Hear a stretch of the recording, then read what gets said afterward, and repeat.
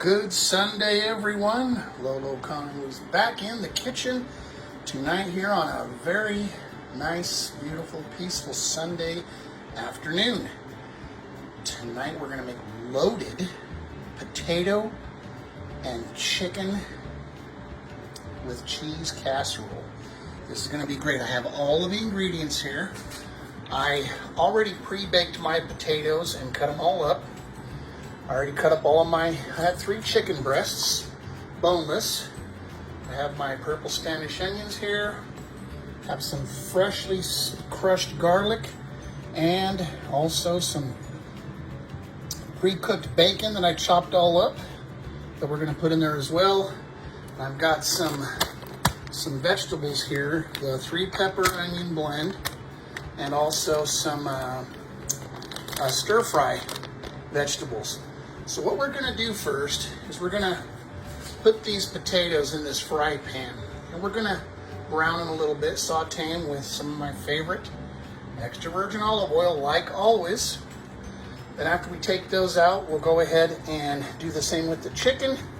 Lastly, the vegetables, and we'll put in the garlic as well, and the freshly cut onions. Okay, then when we're done, we're going to put all of this in a 9 by 13 inch pan into the oven at 400 degrees for about, I'm going to say 15 to 20 minutes. Now, if I would have done all this just raw, it would take an hour, hour and a half to cook. Well, Lolo Kama doesn't have that kind of patience, and I'm hungry. So, with that said, I thought I would just go ahead and pre-cook everything first. Then we'll put it in the oven, and basically all it's going to do is it's just going to melt this delicious Old El Paso 3-pepper blend cheese and make the bacon even a little more crispy, which is already crispy. And also it's going to kind of cook the onions as well. So everything's going to be pre-cooked first, and that way all we have to do is just sprinkle it heavily with cheese and put it in the oven, and it will come out beautifully. So thanks for being here this evening. And I'm going to go ahead and get started on the potatoes. All right, we got the potatoes here all browned up and nice and crispy. And we're going to transfer those into this 9 by 13 inch pan here. As you can tell, I've already pre-oiled it. I used extra virgin olive oil cooking spray in there, so that way the casserole will not stick. So I'm just going to put it in there temporarily. After I've got all of the ingredients cooked, I'm going to add the spices in and kind of mix it up like a tossed salad. And then we'll put it all back in here, and then we'll go ahead and top it with the cheese and the bacon and whatnot, and let it cook in the oven. So let's go ahead and get this transferred now into this pan. Okay, the potatoes are done. I'm taking those out, and now we're going to saute up the chicken breast here. Let that cook until they become a nice golden brown. And we'll put those in with the potatoes, and the veggies all here will be last. Once we get this cooked, we'll put them all in here. And again, I'm going to put all the seasoning on and mix it up really good with another one of these spoons, put them together, and get all the spices mixed up between the potatoes, the meat, and the vegetables. So stay tuned, everybody.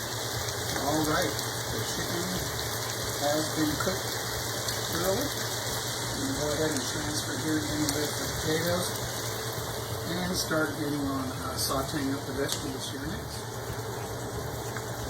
Alrighty, it is time to saute up these vegetables now. Again, like I said, I've got a 3-pepper blend with white onions and some stir-fried vegetables mixed up in here, and that will be added to this.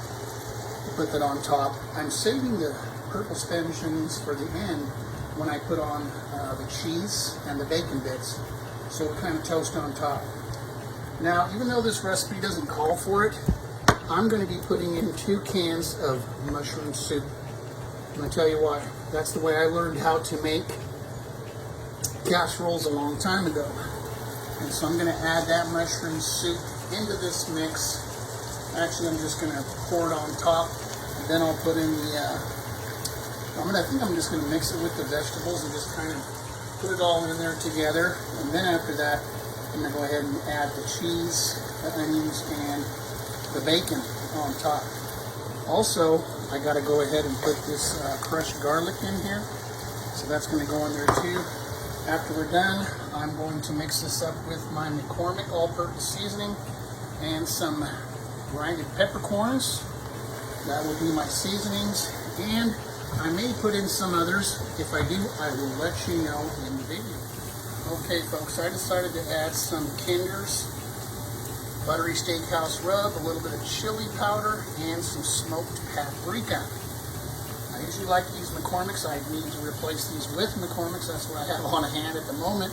So that's what I'm using. So I have put that into the veggie mix here. It's looking really good. I'm about ready to put it on there. But before I do, I'm going to go ahead and dump both of these cans of mushroom soup into the vegetables, integrate it into the vegetables. Then I'm going to pour it on the fried potatoes and chicken breasts over there.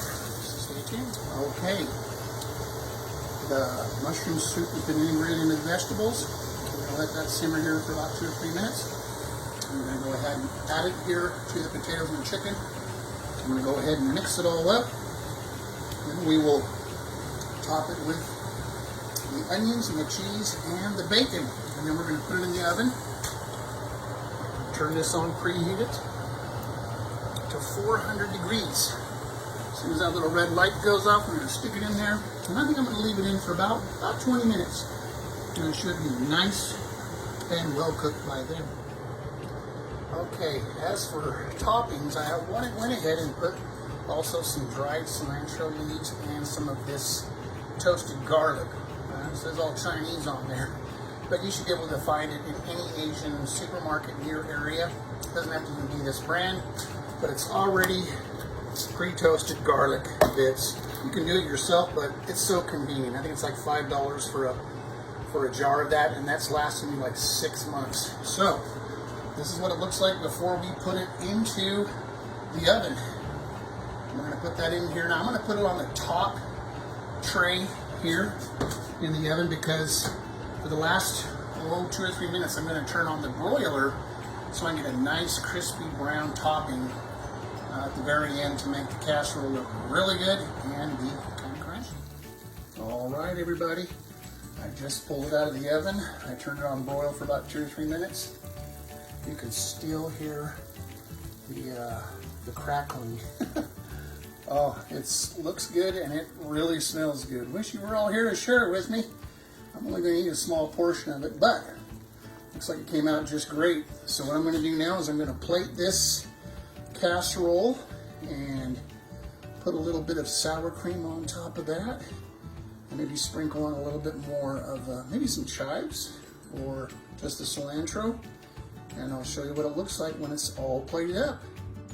All right, my friends, I have plated my stuffed potato and chicken casserole here. It doesn't look very pretty, it kind of fell apart, but that's okay.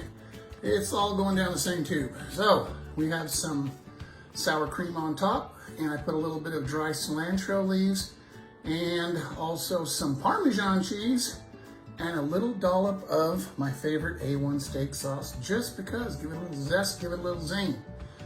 Anyway, thank you again for tuning in to Lolo Cano's channel here this evening. And thank you for being with me while I was cooking tonight. Just remember this, always take care of those who you love, and also take care of yourself. And remember, like Lolo Cano always says, life is an adventure.